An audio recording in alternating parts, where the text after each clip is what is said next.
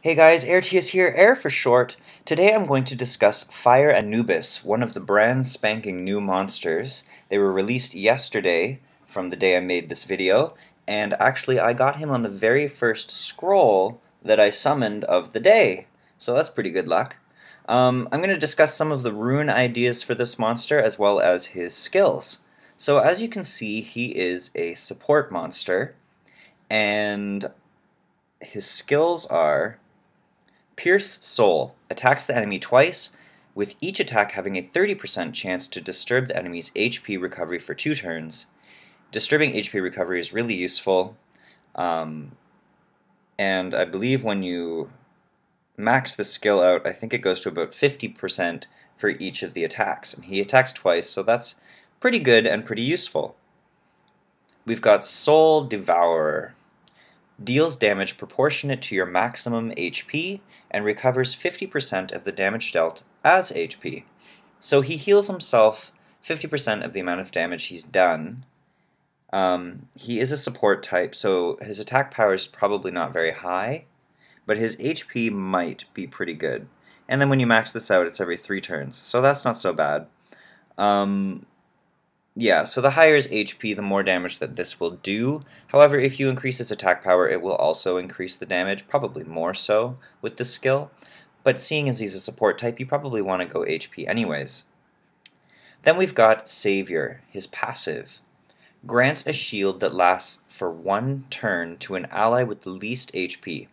The amount of damage that shield absorbs is proportionate to your level. So this sounds like a great skill, and in fact, it can be useful. Having used him now, as you can see, I've already got him up to 4-star here, and awakened level 28. It doesn't. It's not great as it stands right now. I believe this monster really needs a buff, because a lot of the time you will end up giving your shield to a monster, and then they have their turn, and because it only lasts 1 turn, the shield is removed, and then they get attacked anyways. So that's not great. I actually wrote Com to us suggesting that they make this last for 2 turns, and hopefully they will actually do that, because otherwise this passive is almost useless. It's a 50-50 chance of it actually being useful in battle. But anyways, despite, it can be good if turns work out in your favor and he casts his shield and then another monster attacks that monster while the shield is still effective.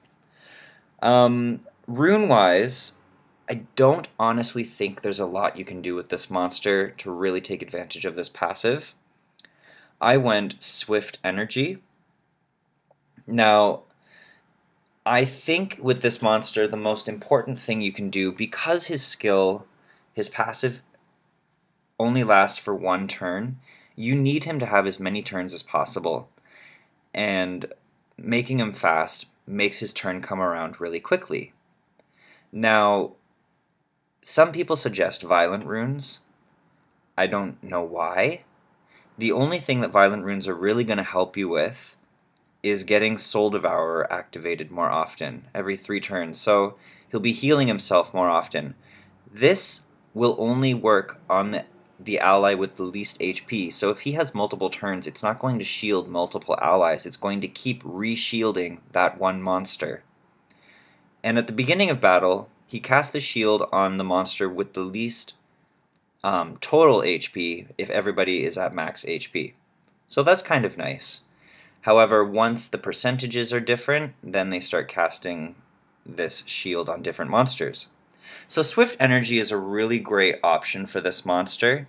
You could do Swift Focus as well and increase his accuracy, just because he does have that HP inhibiting debuff, and that's pretty useful.